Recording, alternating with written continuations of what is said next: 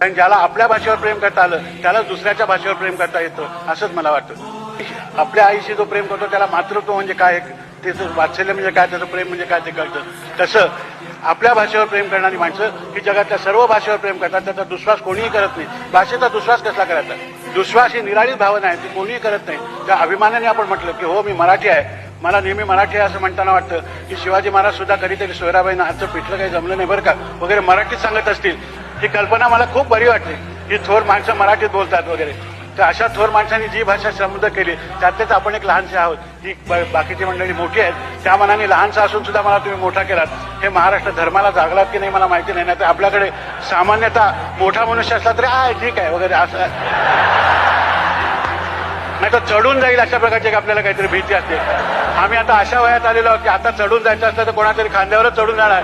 त्यामुळे ही भीती बाळगायचं काहीही कारण नाही आपल्याला.